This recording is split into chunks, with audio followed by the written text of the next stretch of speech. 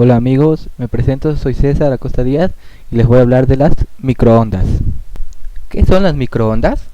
Las microondas son ondas electromagnéticas de frecuencia muy alta, es decir, con un número muy elevado de vibraciones por segundo.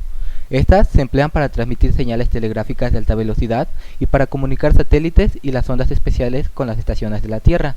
Fueron estudiadas inicialmente por el científico Heinrich Hertz alrededor del año 1857.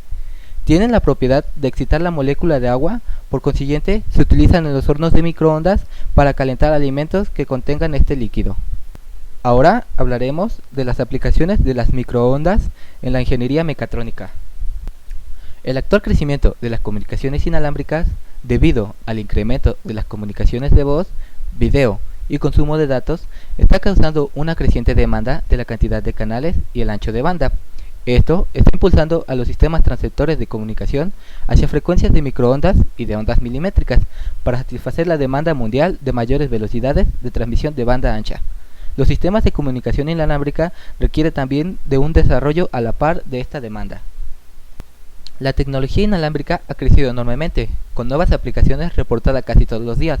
Las aplicaciones tradicionales de comunicación, como los sistemas de comunicación personal, la radio y la televisión de RFC y microondas que están siendo dentro de los teléfonos celulares móviles, son puertas sin llave que se realizan mediante la identificación de radiofrecuencias, el seguimiento de los pacientes en un hospital o una residencia de ancianos, y los mouse o teclados para computadoras inalámbricos son algunas de las otras áreas en las que está empleando la tecnología de radiofrecuencia.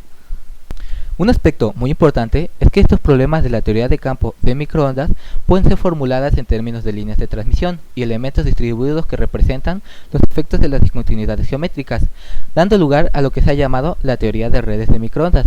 De hecho, es esta capacidad de los campos de microondas que permite expresarlos en términos de redes adecuadas, lo que ha permitido a la teoría de microondas hacer realizar grandes avances.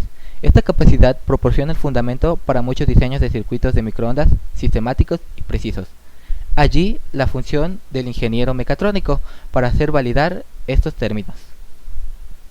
Hemos llegado al fin de este video. Muchas gracias, espero les haya sido de utilidad. Nos vemos en la próxima. Adiós.